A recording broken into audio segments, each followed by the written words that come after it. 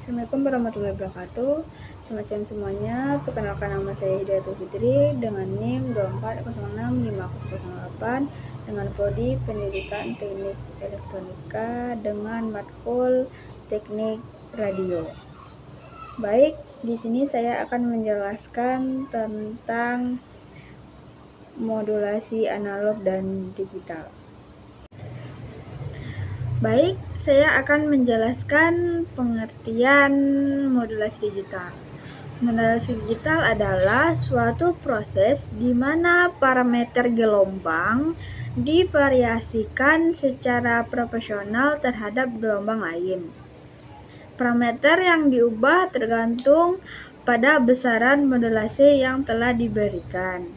Proses modulasi membutuhkan dua sinyal pemodifikasi yang merupakan sinyal informasi dan sinyal pembawa, di mana sinyal informasi tersebut ditumpahkan oleh sinyal carrier.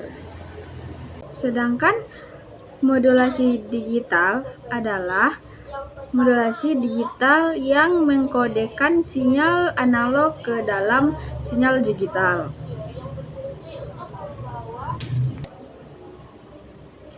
Pada teknik ini, sinyal digital yang akan dikirim dipakai mengubah frekuensi dari sinyal pembawa.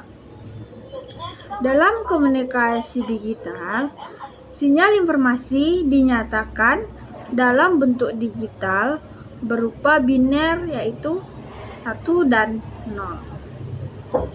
Sedangkan gelombang pembawa berbentuk sinusoidal yang termodulasi disebut menjadi modulasi digital.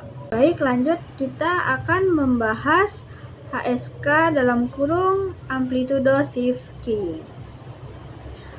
Modulasi amplitude shift keying atau disebut ASK adalah pengiriman sinyal digital berdasarkan pergeseran amplitudo. Sistem modulasi ini merupakan sistem analog yang menyatakan sinyal digital 1 sebagai suatu nilai tegangan dan nilai digital 0 sebagai suatu nilai tegangan yang bernilai 0 volt. Sehingga dapat diketahui bahwa di dalam sistem modulasi ASK, kemunculan frekuensi gelombang pembawa tergantung pada ada tidaknya sinyal informasi digital. Baik, di sini saya akan menyebutkan kelebihan, kekurangan, dan aplikasi dari ASK. Kelebihannya adalah implementasi yang sangat sederhana dan biaya perangkat rendah. Sedangkan kekurangannya yaitu sangat rentan terhadap noise dan tidak efisien untuk jarak jauh. Aplikasinya yaitu model awal dan fit pasif. Lanjut, kita akan membahas yang VSK. VSK adalah frekuensi shift keying. VSK adalah merupakan sejenis frekuensi modulasi dalam kurung FM, di mana sinyal modulasinya menggeser outputnya antara dua frekuensi yang telah ditentukan sebelumnya, yang biasanya diistilahkan frekuensi Mars dan frekuensi Fritz. Modulasi digital dengan VSK menggeser frekuensi menjadi beberapa frekuensi yang berbeda dalam bandnya sesuai dengan keadaan digit yang dilewatkannya. Jenis modulasi ini tidak mengubah amplitudo dari sinyal carrier yang merubah hanya untuk frekuensi. Kelebihan dan kekurangan dari VSK. Kelebihan dari VSK adalah lebih tahan terhadap noise dibandingkan dengan ASK dan digunakan pada transmisi jarak jauh.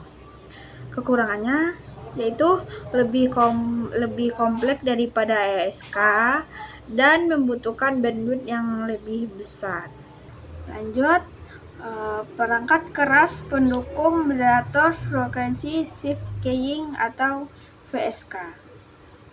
Dalam perancangan modulasi frekuensi shift keying atau VSK digunakan perangkat keras pendukung moderator tersebut, yaitu dengan menggunakan integrated circuit (IC) yaitu XR2206.